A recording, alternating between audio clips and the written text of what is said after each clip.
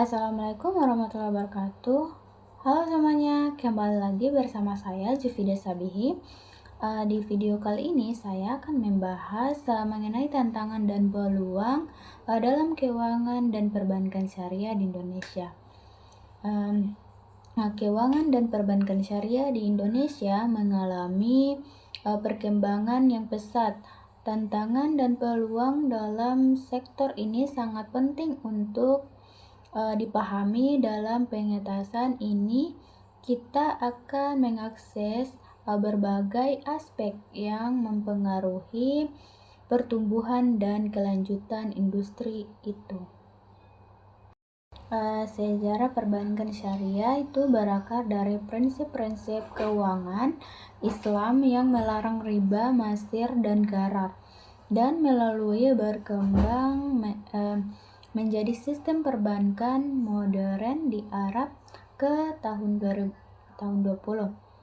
Di Indonesia, sejarah dimulai dengan perintisan oleh Majelis Ulama Indonesia (MUI) melalui lokarnya pada tahun 1990 yang kemudian menghasilkan pendirian Bank Muamalat Indonesia (BMI). Pada tahun 1992, perkembangan pesat terjadi setelah dikeluarkannya UU Nomor 21 Tahun 2008 tentang perbankan syariah yang mendorong pertumbuhan bank syariah dan unit usaha syariah.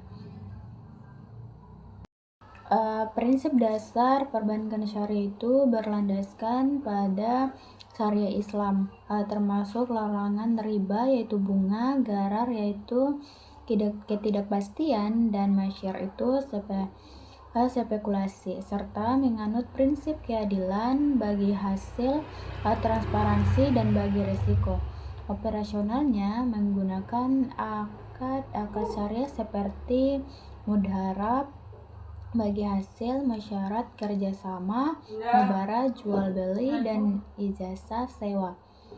Prinsip utama Bank Indonesia, Bank Syariah.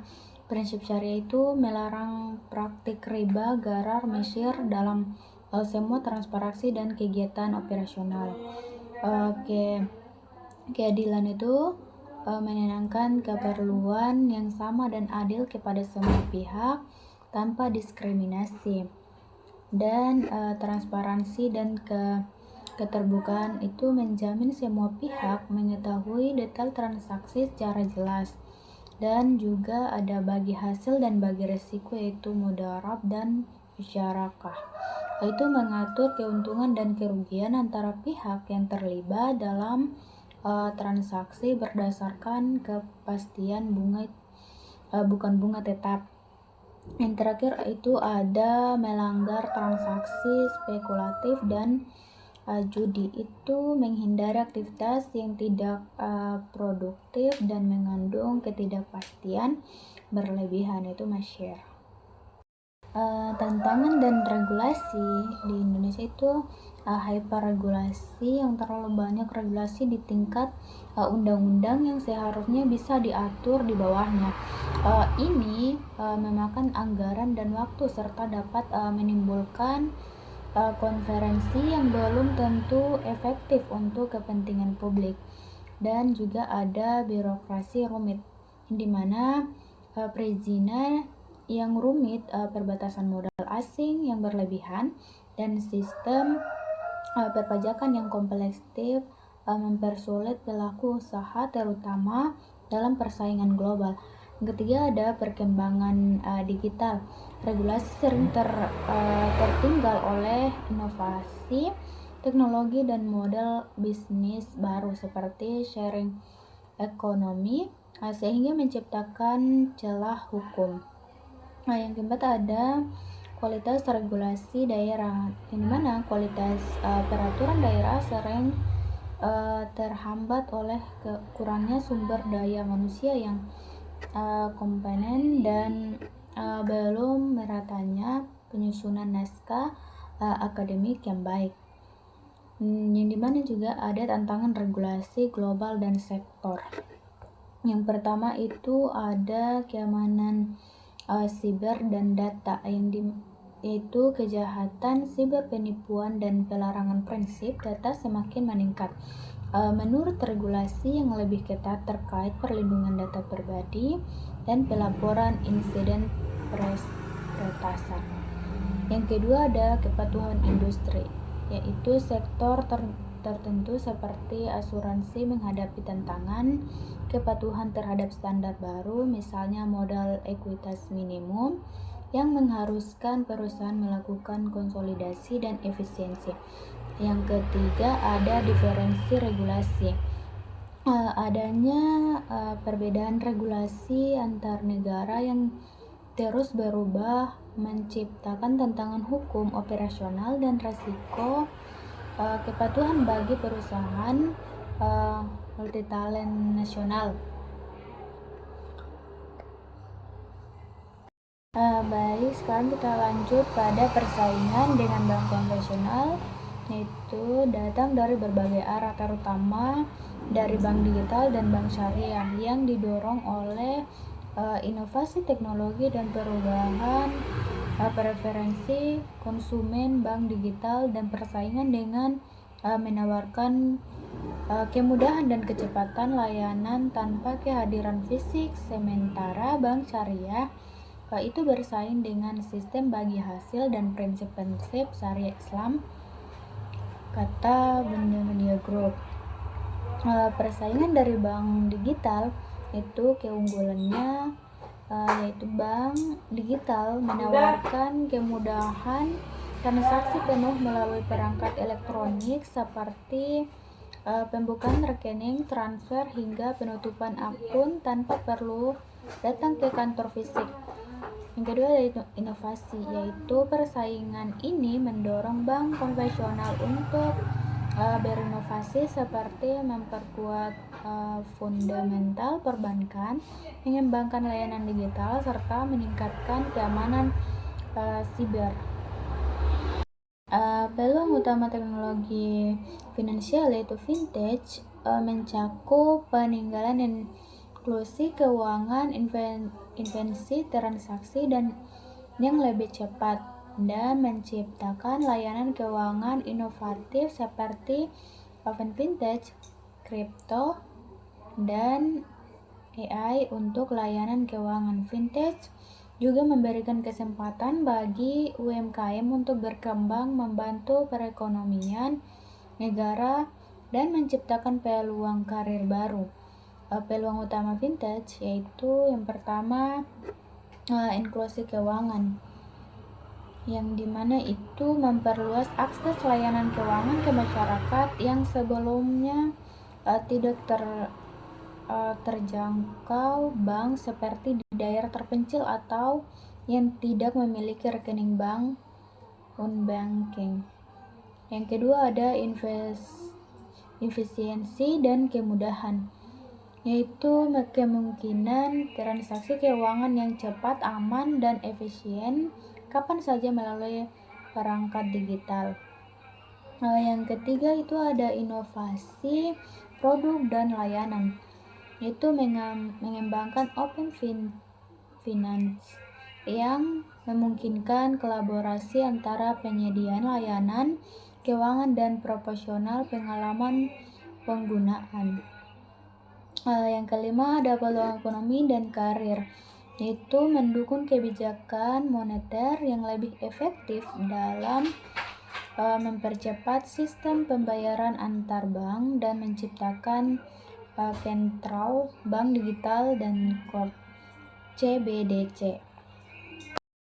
Sekarang kita masuk pada kesadaran masyarakat adalah pemahaman, sikap, dan keyakinan individu atau sekelompok orang terhadap suatu kondisi tertentu seperti lingkungan, hukum, atau hak dan kewajiban sebagai warga negara.